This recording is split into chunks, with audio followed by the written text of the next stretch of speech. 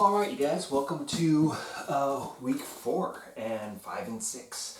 I'm going to try to do as best as I can to show you guys different progressions and regressions that you can do to each of these exercises so that you can increase the challenge as you feel you need to. So our circuit today is going to be push-ups again.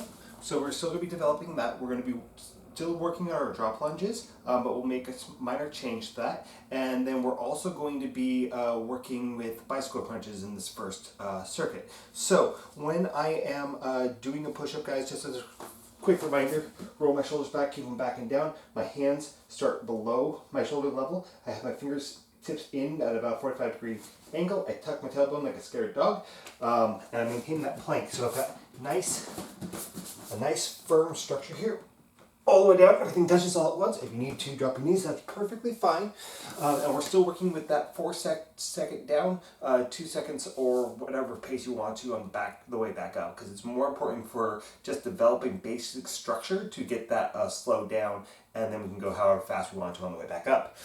If we want to progress this exercise, and I've got a slam ball here. If you don't have a slam ball, any largest ball would kind of work. So again, you see I'm keeping that fingertips in, down, and up. So, maybe not as much depth, but now I'm adding a little bit of a stability element to this. If you guys have one, I just got this one today, a Bosu ball, right? So you can kind of do the same thing. If you want to, you can go on this side. This is the easier version, right? Do the same thing. Flip it over. Now the Bosu ball is going to be a little bit less stable here, right? So I get here.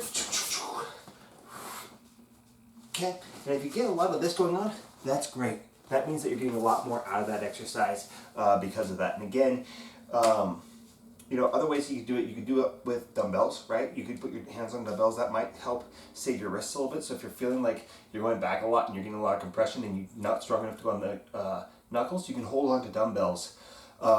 But whatever. So, other ways that you can progress this actually. If you want to, put the Bosu behind you, put your toes on, get in the same position, right? All the way down, all the way up, and you can flip it for the same effect. So, just little things that you can do there to kind of progress that push-up a little bit and make it a little bit harder for you. So, the second movement is going to be your lunges, and so we're going to start with the right leg forward, right? Now we're just going to come back up to this position. Drop down, right? So I'm not putting any weight on that back knee. And I'm going a little bit faster right now. So 1, 2, 3, 4, and up, 2, 3, 4. Notice that I did pause in either position. Okay, and the reason why I'm not switching is now I'm not giving that front leg or the back leg any rest in between reps. And I'm just going to, in the first circuit, just have that right leg forward. Okay? The last is going to be your bicycle crunch, and actually before I get onto that, and guys, you don't have to be as fancy with the Bosu ball. If you guys wanted to add a stability element to these lunges, you could have anything really that's going to be a squishy surface, right? And the squishier the better, right? So if I wanted to, that leg there, it's been a while since I've done these, can't you tell? Right? And you don't have to have, that leg could be here, right? Right? It's a little bit harder when you got the front leg on the Bosu. So anything that you want to do to kind of add a little bit of that stability element into it. Now for your bicycle crunch, that teaches a little bit differently, right? Because we have this tendency to go kind of here, right? And what you're seeing, if I were to slow that down a little bit, right? Okay? You notice that I'm not coming up on each rep. I'm not getting a whole lot of rotation in my body, right? And it's not controlled. So what I kind of prefer people generally do with this is that I'm going to put my boots on, right? My feet are flexed on both of them. My knee on the top leg does not come past my hip, right? So it's vertical here. It doesn't come here. Why? For the same reason why if I put my hands here in a crunch, that's going to be easier than if I put my hands here, right? So this weight is crossing the the articulation point, right? It's crossing the fulcrum rather, and so it's going to make it easier for you to hold this leg, and it's going to take pressure off. So I want to have that tension so it doesn't come past this line.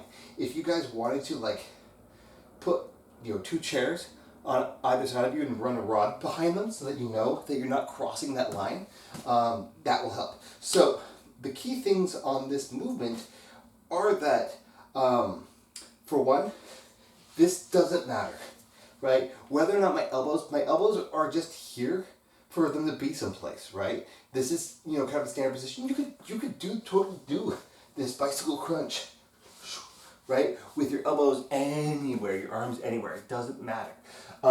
So this front leg, okay, it's an inch off the ground. It's not resting on the ground. It's not way up here, okay? It's right here. And I'm going to find this position first. Meanwhile, I'm holding a partial crunch, right? Most of my rib cage is off the mat right now. Okay? Not paying too much attention to too much pace there. What I'm paying attention to is that I'm focusing on where my legs are, really. And I'm keeping my chest off the ground as much as I can as I go through that change. And you notice that as I'm doing it, I am finding position first, and then I'm hitting that twist, right? So it's kind of like more like a plank here, right? Because I'm keeping those abs tight the whole time, and then I work my obliques, right? And there's some asymmetry here. So my abs are not symmetrically engaged. They're not pulling evenly on both sides. So I have to use my obliques to kind of help stabilize that. So that's how I want you guys to do it. The way that I was just doing it right now, that is fast enough. That is rough enough. So do it whichever way is going to be the most productive for you. All right? So, or not the phrasing I meant, but do it the way that's going to challenge you appropriately, and that you can get it as clean as possible. Because when you're focusing on the cleanliness, the effectiveness is going to go up as well. All right? That's your first circuit.